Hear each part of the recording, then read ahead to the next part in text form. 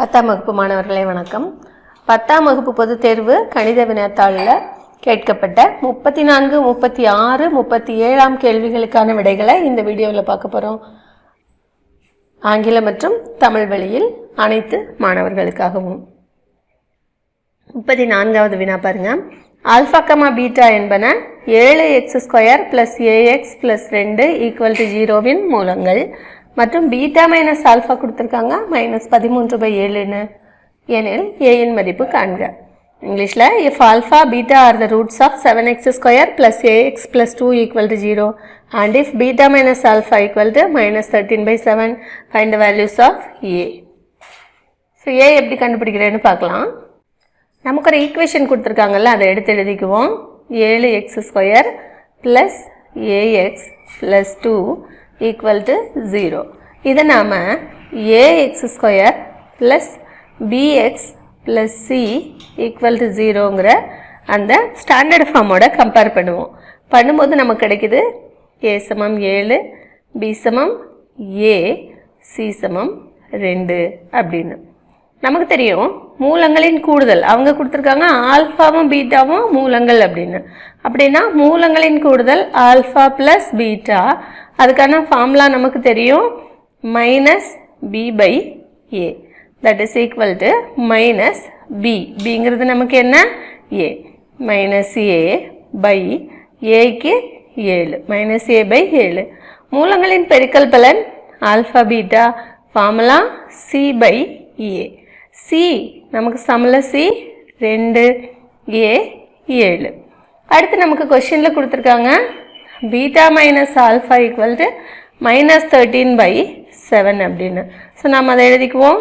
Beta minus alpha = -13/7. அடுத்து நாம் இங்கே ஒரு ஃபார்முலா பயன்படுத்த போகிறோம். என்னென்னா alpha plus beta the whole square equal to alpha minus beta the whole square plus 4 alpha beta. இதில் ஆல்ஃபா ப்ளஸ் பீட்டாவுக்கு நமக்கு மதிப்பு தெரியும் இல்லையா? ஆல்ஃபா ப்ளஸ் பீட்டா என்ன -a/7 the whole square equal to alpha minus beta. beta minus alpha -13/7. இதிலிருந்து இந்த மைனஸை நீங்கள் வெளியே எடுத்தீங்கன்னு வச்சுக்கோங்களேன். அப்படின்னா ஆல்ஃபா முன்னாடி வந்துடும். ஆல்ஃபா முன்னாடி வரும்போது ஆல்ஃபா மைனஸ் பீட்டா, இங்கேருந்து மைனஸை நீங்கள் அந்த பக்கம் எடுத்துகிட்டு போயிடுங்க. அங்கே ஏற்கனவே மைனஸ் இருக்கு இல்லையா? இதோட சேர்ந்து ப்ளஸ் ஆயிரும் 13/7. ஸோ இந்த இடத்துல 13/7 the whole square plus 4 × alpha beta. Alpha பீட்டாவோட மதிப்பு 2/7. அதை எடுத்துகிட்டு வந்து இந்த இடத்துல நீங்கள் சப்ஸ்டியூட் பண்ணுங்கள். இப்போ பாருங்கள், மைனஸை ஸ்கொயர் பண்ணால் ப்ளஸ்ஸு, அதனால் இது a²/7 ஸ்கொயர் பண்ணிங்கன்னா 49 ஈக்குவல் டு 13 ஸ்கொயர் பண்ணுங்கள். 13 ஸ்கொயர் 169, 7 ஸ்கொயர் 49 ப்ளஸ் 4 × 2 8/7. இது இன்னும் நம்ம சுருக்கணும்னா இங்கே 49, இங்கே 49, இங்கே 7 இல்லையா? மொத்தமாக நீங்கள் 7ஆல் பெருக்குங்களேன். இந்த சமன்பாட்டையும் நாம் 49ஆல் பெருக்குவோம். பெருக்கணுன்னா இந்த 49 இங்கே கேன்சல் ஆயிரும். a² சமம் இங்கேயும் 49 கேன்சல் ஆயிரும் 169 ப்ளஸ் 49 இங்கே பெருக்கும்போது ஒரு 7 கேன்சல் ஆயிரும், ஒரு 7 இருக்கும் இல்லையா? ஸோ 8 7 56 கூட்டினீங்கன்னா என்ன கிடைக்கும்? a² சமம் 225ன்னு கிடைக்கும். கொஷினில் ஏ கேட்டிருக்காங்க. 225 என்பது 15இன் வர்க்கம். அதனால் ஏ சமம் +or - 15ன்னு நமக்கு விடை கிடைக்குது. 36வது கேள்வி பாருங்கள். ஒரு விமானம் விமான நிலையத்தை விட்டு மேலிருந்து வடக்கு நோக்கி 1000 km/மணி வேகத்தில் பறக்கிறது. அதே நேரத்தில் மற்றொரு விமானம் அதே விமான நிலையத்தை விட்டு மேலெழுந்து மேற்கு நோக்கி 1200 km/மணி வேகத்தில் பறக்கிறது.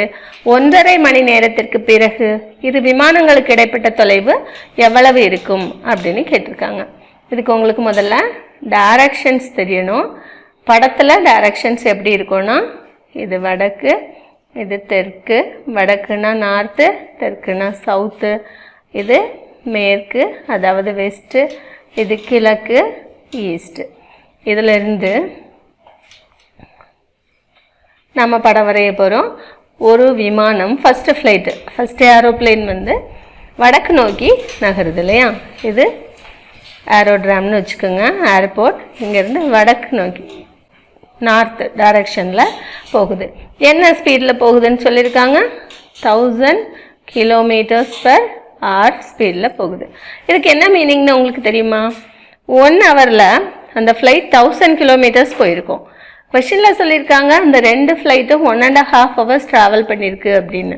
அப்படின்னா 1.5 hours எவ்வளோ தூரம் போயிருக்கும்? 1 ஹவரில் 1000, இந்த ½ an hour ஒரு 500. ஸோ அந்த ஃப்ளைட் எவ்வளோ தூரம் போயிருக்கும்? 1500 kilometers போயிருக்கும். சரிங்களா? அடுத்த ஏரோப்ளேன் வெஸ்ட் டைரக்ஷனில் போகுது. வெஸ்ட் டைரக்ஷனில் என்ன ஸ்பீடு? 1200 km/h. இது வெஸ்ட் டைரக்ஷன், அதோட ஸ்பீடு 1200 km/h. இதுக்கு சொன்ன அதே ஆர்குமெண்ட் இங்கே சொல்லுவோம். 1 ஹவருக்கு 1200னா ½ an hourக்கு 600. ஸோ 1200 + 600 1800 kilometers இந்த ஏரோப்ளேன் போயிருக்கும். பாருங்கள், இந்த வெஸ்ட் டைரக்ஷனுக்கும் நார்த் டைரக்ஷனுக்கும் இடையில ரைட் ஆங்கிள் இருக்குது. ஸோ இந்த இடத்துல ரைட் ஆங்கிள்.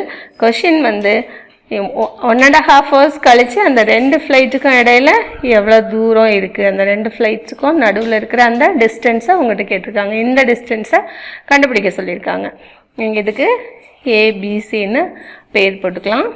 இது ஒரு ரைட் ஆங்கிள் ட்ரையாங்கிள் இல்லையா? செங்கோண முக்கோணம். செங்கோண முக்கோணத்தில் உங்களுக்கு என்ன தெரியணும்? கர்ணம் தெரியணும். கர்ணம் கண்டுபிடிக்கிறதுக்கு நமக்கு பிதாகரஸ் தேற்றம் தெரியும் இல்லையா? பிதாகரஸ் தேற்றம் என்ன சொல்லுது? கர்ணம் ஸ்கொயர் சமம் பக்கம் ஸ்கொயர் ப்ளஸ் பக்கம் ஸ்கொயர். அதாவது நம்ம படத்தில் கர்ணம்ங்கிறது ஏசி, ஏசி ஸ்கொயர் சமம் AB square plus BC square. So இதில் நம்ம ஏபிங்கிறது 1800, பிசிங்கிறது 1500. இதை அப்ளை பண்ணுவோம். அப்ளை பண்ணும்போது ஏசி ஸ்கொயர் சமம் 1800 ஸ்கொயர் ப்ளஸ் 1500 ஸ்கொயர். 1800 ஸ்கொயர் கண்டுபிடிக்கிறதுக்கு 18 இன்ட்டு பண்ணுங்கள். இன்ட்டு பண்ணால் 324. ஸோ 324, 2 zeros இருக்கு இல்லையா? ஸ்கொயர் பண்ணுறப்ப 4 0 வந்துடும். அதே மாதிரி 15ஓட ஸ்கொயர் 225, 2 0 இருக்குது, ஸ்கொயர் பண்ணும்போது 4 0 வந்துடும். இதை எழுதி கூட்டுங்க. 225 கூட்டும்போது 945, 549. 2 பக்கமும் இருக்கக்கூடிய அந்த 4 0 எடுத்து நம்ம போட்டுக்கிறோம். இது ஏசி ஸ்கொயர். நமக்கு ஏசி தான் வேணும். ஸோ இதை நம்ம காரணிப்படுத்துவோம். 5 4 9. 2வது வாய்ப்பாட்டு போகாது இல்லையா? ஏன்னா இது ஒரு ஒற்றை எண். 3வது வாய்ப்பாட்டுக்கு போகுமான்னு செக் பண்ணுங்கள். கூட்டி பாருங்கள். 9 9 4 13 5 18. 18 3வது வாய்ப்பாட்டில் வரும், அதனால் வரும். 3 1 3 3 24, 8 3 24, 3 3 9. மறுபடியும் 3 போடுங்க. 6 3 18, 1 3 3. இதுக்கு மேலே நம்மளால் எதையும் போட முடியாது. அதனால் ஏசி சமம் இந்த 2 3க்கு ஒரு 3 வெளியே எடுத்துக்குங்க. 61 ரூட்டுக்குள்ளே போட்டுக்குங்க. ஏசி சமம் 3√61 கிலோமீட்டர். 37வது வினா பாருங்கள். ஏபிசிடி அப்படின்னு 4 புள்ளிகள் கொடுத்துருக்காங்க. இவற்றை முனைப்புள்ளிகளாக கொண்ட நாற்கரத்தில் நடுப்புள்ளிகள் ஒரு இணைக்கரத்தை அமைக்கும் என காட்டுக. கொடுத்துருக்கிறது ஒரு நாற்கரம். ஸோ நீங்கள் தோராயமாக புள்ளிகளை கூட குறிச்சிக்கலாம். கணக்கில் கொடுத்துருக்க புள்ளிகளை நாம் சும்மா ரஃபாக கிராஃபில் குறிச்சிருக்கோம், உங்களுக்கு தெளிவாக தெரிகிறதுக்காக. அதை இணைத்து நாம் கோடுகள் வரைஞ்சிக்கிறோம். நமக்கு என்ன கிடைக்கும்? ஒரு நாற்கரம் கிடைக்கும். சரிங்களா? இந்த நாற்கரத்தினுடைய பக்கங்களின் நடுப்புள்ளிகள் நாம் கண்டுபிடிக்கணும் இப்போ. சரிங்களா? ஏபியின் நடுப்புள்ளி கண்டுபிடிப்போமா? பாருங்கள், இது ஏபி, ஏபியின் நடுப்புள்ளி. நடுப்புள்ளிக்கான ஃபார்முலா தெரியும் தானே உங்களுக்கு? என்ன ஃபார்முலா சொல்லுங்கள்? நடுப்புள்ளி சமம் x1 + x2 / 2, y1 + y2 / 2. அப்படின்னா ஏபியின் நடுப்புள்ளி கண்டுபிடிக்கும் போது ஏபியின் நடுப்புள்ளியை ஏபிசிடி கொடுத்துட்டோமா, ஈன்னு வச்சுக்குவோம். ஈயை நம்ம எப்படி கண்டுபிடிப்போம், அதோட x1ஐயும் x2ஐயும் கூட்டி 2ஆல் வகுத்துருவோம் இல்லையா. அப்படி கூட்டும்போது நமக்கு என்ன கிடைக்குது பாருங்கள், -4 + 5/2 கமா இந்த பக்கம் பார்த்தீங்கன்னா -2 - 1/2. இதை சிம்பிளிஃபை பண்ணும்போது என்ன கிடைக்கும் நமக்கு, 1/2 கமா -3/2. எங்கே இருக்குது புள்ளின்னு பார்க்கலாமா, இங்கே இருக்குது புள்ளி இ. அடுத்து நாம் என்ன செய்வோம், பிசியின் நடுப்புள்ளி கண்டுபிடிப்போம். பிசியின் நடுப்புள்ளி பிசிக்கு நடுவில் இங்கே இருக்கும் இல்லையா, அதை நாம் என்ன பண்ணணும், பிஏவும் சிஏவும் பயன்படுத்தி நடுப்புள்ளி ஃபார்முலா பயன்படுத்தி போடணும். அதாவது பி என்னன்னா 5, -1, சி 6, 5. அப்படின்னா 6 + 5/2 கமா 5 - 1/2ன்னு கிடைக்கும். இதை சிம்பிளிஃபை பண்ணிங்கன்னா 6 + 5 11/2, அதாவது 5.5. 5ல் 1 கழிச்சிங்கன்னா 4, 4/2 அப்படின்னா 2. புள்ளி எங்கே இருக்குன்னு பார்க்கலாங்களா. பாருங்கள், இந்த இடத்துல உங்களுக்கு எஃப் கிடச்சிருக்கு. இப்போ நாம் என்ன செய்வோம், சிடியினுடைய நடுப்புள்ளி கண்டுபிடிப்போம். சிடியினுடைய நடுப்புள்ளினா சிஏவும் டிஏவும் பயன்படுத்தி நடுப்புள்ளி போடணும் இல்லையா. சிங்கிறது 6, 5, டிங்கிறது -7, 6. x1 + x2 6 - 7/2 comma y1 + y2னா 5 + 6/2. Simplify பண்ணுறப்ப நமக்கு என்ன கிடைக்கும், 6ல் 7 கழிச்சிங்கன்னா -1/2 கமா 5, 6, 11/2, அதாவது 5.5. புள்ளி எங்கே இருக்குதுன்னு பார்க்கலாங்களா. பாருங்கள், இங்கே இருக்குது நமக்கு புள்ளி. அடுத்து ஏடியின் நடுப்புள்ளி கண்டுபிடிப்போம். ஏங்கிறது -4, -2, டிங்கிறது -7, 6. ஸோ அதனுடைய நடுப்புள்ளி கண்டுபிடிக்கலாம். இப்போ பாருங்கள், இங்கே இருக்கும் ஃபார்முலா x1 + x2/2 இல்லையா. அதாவது -4 - 7/2 கமா y1 + y2/2 -2 + 6/2. சிம்பிளிஃபை பண்ணிங்கன்னா -11/2 கமா 4/2, அதாவது 2. புள்ளி எங்கே இருக்குதுன்னு பார்க்கலாங்களா. பாருங்கள், இங்கே இருக்குது. இப்போ நம்ம நடுப்புள்ளிகள்லாம் கண்டுபிடிச்சிருக்கோம். இந்த நடுப்புள்ளிகளை எல்லாம் இணைத்து நம்ம கோடு போடுவோம். ஃபஸ்ட்டு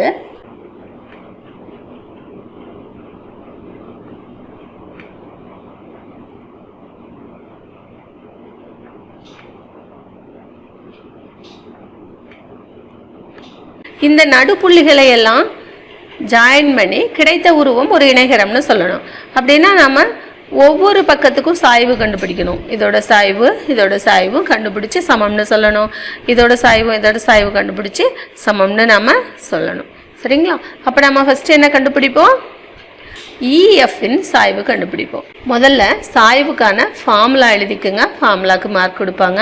ஃபார்முலா என்ன, y2 - y1/x2 - x1. ஸோ அந்த ஃபார்முலாவில் நாம் போட்டோன்னா இஎஃப்பின் சாய்வு இங்கே இருக்குது. இது இ, இது எஃப். சாய்வு கண்டுபிடிக்கும் போது y2 - y1 அது 4/2 -3/2ன்னு போடுவோம். பை 11/2 -1/2 கழிப்போமா. இது 7/2 பை இங்கே 10/2. 2 அடிச்சுக்கிட்டோன்னா 7/10. 7/10ன்னா அதை டெசிமலாக சொன்னிங்கன்னா 0.7 இல்லையா. சாய்வு பார்க்கலாமா என்ன வருதுன்னு.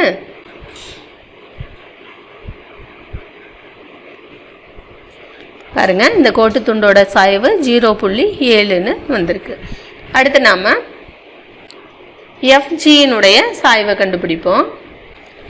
எஃப்ஜியின் சாய்வு அதே ஃபார்முலா தான், அதே மெத்தட் தான். பாருங்கள், இது எஃப், இது ஜி. 4/2 -11/2. 4ல் 11 நீங்கள் கழிச்சிங்கன்னா -7/2ன்னு கிடைக்கும். அதே மாதிரி 11/2 -1/2 12/2 அடிக்கும்போது 2 கேன்சல் ஆயிரும், -7/12ன்னு கிடைக்குது. ஸோ நம்ம இதோட சாய்வு எப்படி இருக்குன்னு பார்ப்போமா? பாருங்க, -0.58ன்னு இந்த இடத்துல தெரியுது.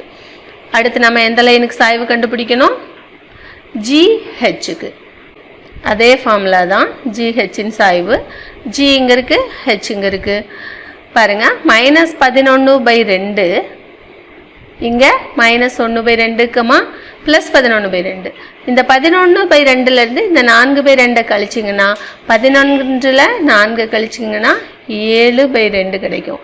பை இந்த -1/2ல் -11/2 கழிக்கும் போது நமக்கு -++ ஆயிரும், 10/2 கிடைக்கும். அதாவது உங்களுக்கு என்ன கிடைக்கும்? 7/10ன்னு கிடைக்கும். பாருங்கள், EFன் சாய்வும் 7/10 தான், GHன் சாய்வும் 7/10 தான். பாருங்கள், சாய்வு என்னன்னு நம்ம படத்தில் பார்க்கலாம். பாருங்கள், 0.7ன்னு கொடுத்துருக்காங்க. அடுத்து நாம் எதோட சாய்வு கண்டுபிடிக்கணும்? EHோட சாய்வு கண்டுபிடிக்கணும். EHன் சாய்வு பார்க்கலாம். EHன் சாய்வு அதே ஃபார்முலா தான் இல்லையா? அதில் இங்கே இருக்குது உங்களுக்கு E இங்கே இருக்குது, H இங்கே இருக்குது. -3/2ல் 4/2 கழிக்கும்போது -7/2 கிடைக்கும். பை -1/2ல் -11/2 நீங்கள் கழிக்கிறீங்க அப்படின்னா +12/2 கிடைக்கும். 2 கேன்சல் பண்ணிட்டீங்கன்னா -7/2 கிடைக்கும். EHன் சாய்வும் FGயின் சாய்வும் பாருங்கள் சமமாகவே கிடச்சிருக்கு. அதாவது நம்ம படத்தில் பார்க்கலாம். பாருங்கள், -0.58ன்னு இங்கே கிடச்சிருக்கு. அதே சாய்வே இங்கேயும் கிடச்சிருக்கு. அதாவது எதிரெதிர் பக்கங்களின் சாய்வுகள் சமம் அப்படின்னா எதிரெதிர் பக்கங்கள் இணை. அதனால் நமக்கு என்ன கன்க்ளூஷன் கிடைக்குது? GHும் இணை, அதே போல் FGயும் EHும் இணை. அதனால் EFGH ஒரு இணைகரத்தை அமைக்கும். Thank you, students.